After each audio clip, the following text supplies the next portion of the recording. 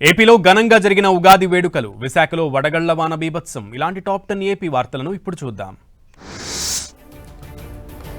విజయవాడ తుమ్మలపల్లి కళాక్షేత్రంలో ఏపీ ప్రభుత్వం ఆధ్వర్యంలో నిర్వహించిన ఉగాది ఉత్సవాలు అంబరాన్నంటాయి. సీఎం చంద్రబాబు, మంత్రులు ఉగాది పంచాంగ పఠనం కార్యక్రమంలో పాల్గొన్నారు. శ్రీ పరాభవ నామ సంవత్సరానికి అధిపతి గురుడు అయినందువల్ల ప్రభుత్వాధినేతలు ఈ ఏడాదిలో చేసే సంకల్పాలు కొన్ని తరాల పాటు నిలుస్తాయన్నారు వేద పండితులు. ఆధ్యాత్మికవేత్త మాడుగుల నాగఫణి శర్మ ఈ విషయాలు తెలిపారు. ఉగాది వేడుకల సందర్భంగా పేదలకు సీఎం చంద్రబాబు గుడ్ న్యూస్ అందించారు. సీఎంఆర్ఎఫ్ నిధుల విడుదలకు గ్రీన్ సిగ్నల్ ఇచ్చారు. 6,787 మందికి ఆర్థిక సాయం అందించే ఫైలుపై సంతకం చేశారు సీఎం. దీంతో 55,63,00,000 సీఎంఆర్ఎఫ్ నిధులు విడుదల కానున్నాయి. ప్రభుత్వం ఏర్పడిన 21 నెలల్లో ఆర్థిక, వైద్యం, ఎల్ఓసీతో 1,241 కోట్ల ఆర్థిక సాయం అందించారు. వివిధ రంగాల్లో విశిష్ట కృషి చేసిన కళాకారులకు సీఎం చంద్రబాబు ఉగాది పురస్కారాలను అందించారు.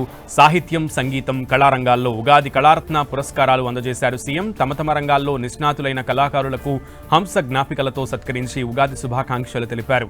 38 మందికి కళారత్న, 122 మందికి ఉగాది పురస్కారాలు అందించారు. విజయవాడ తాడేపల్లిలోని వైసీపీ కార్యాలయంలో వైఎస్ఆర్సీపీ అధినేత వైఎస్ జగన్ దంపతులు ఉగాది వేడుకల్లో పాల్గొన్నారు. పార్టీ కార్యాలయంలో వేద పండితులు పంచాంగ పఠనం నిర్వహించారు. ఈ సందర్భంగా తెలుగు రాష్ట్రాల ప్రజలకు మాజీ సీఎం జగన్ శుభాకాంక్షలు చెప్పారు. తెలుగు ప్రజలకు సుఖ సంతోషాలతో ఉండాలని కోరుకున్నారు. కృష్ణా జిల్లా మచిలీపట్నం బచ్చుపేట వెంకటేశ్వర స్వామి దేవస్థానంలో నిర్వహించిన ఉగాది వేడుకల్లో మంత్రి Kollu Ravindra, collector DK Balaji, RTC chairman Konakalla Narayanarao పాల్గొన్నారు. ఉగాదిని పురస్కరించుకుని విష్ణు భట్ల సూర్యనారాయణ శర్మ పంచాంగ శ్రవణం చేశారు. అనంతరం కవులు కవి సమ్మేళనం నిర్వహించారు.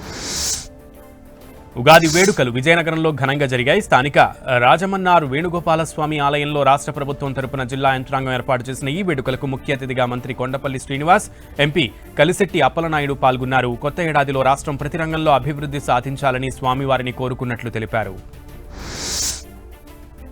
విజయకిలాద్రి ఆధ్యాత్మిక క్షేత్రంలో ఘనంగా ఉగాది వేడుకలు జరిగాయి. త్రిదండిచన జీయర్ స్వామి ప్రత్యక్ష పర్యవేక్షణలో పూజలు నిర్వహించారు. విజయ కీలాద్రికి భారీగా తరలివచ్చిన భక్తులు శ్రీ విష్ణు విమోచన హనుమాన్ విగ్రహానికి పూజలు చేశారు. శ్రీరామచంద్ర స్వామి సన్నిధిలో ఘనంగా అభిషేక మహోత్సవం నిర్వహించారు. అనంతరం పంచాంగ పఠనం చేశారు.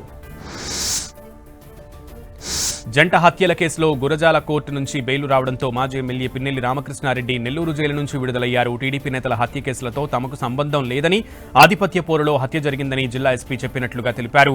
ఉద్దేశపూర్వకంగా తమను టార్గెట్ చేసి కేసులు పెట్టి జైలుకు పంపించినట్లుగా తెలిపారు. ఏలూరు జిల్లా ద్వారకా తిరుమల వెంకటేశ్వర స్వామి వారి దేవస్థానం భక్తులతో కిక్కిరిసిపోయింది. తెలుగు సంవత్సరాది ఉగాది పర్వదినాన్ని పురస్కరించుకుని భక్తులు పెద్ద ఎత్తున ఆలయానికి తరలివస్తున్నారు. పరాభవనామ ఉగాది సంవత్సరం పంచాంగ శ్రవణాన్ని దేవస్థానం అధికారులు ప్రత్యేకంగా ఏర్పాటు చేశారు. భక్తులకు ఎటువంటి ఇబ్బందులు తలెత్తకుండా ప్రత్యేక చర్యలు తీసుకున్నారు ఆలయ అధికారులు. అల్లూరి సీతారామరాజు జిల్లా చింతపల్లిలో వడగండ్ల వాన జోరుగా కురుస్తోంది. మిట్ట మధ్యాహ్నం పూట ఉరుములు మెరుపులతో పాటు పెద్ద ఎత్తున వడగళ్ల వర్షం పడింది. దీంతో స్థానిక ప్రజలు తీవ్ర ఇబ్బందులు పడ్డారు. వడగళ్లు కుప్పలుగా పడడంతో కొంతమంది వాటిని చూసి ఎంజాయ్ చేశారు.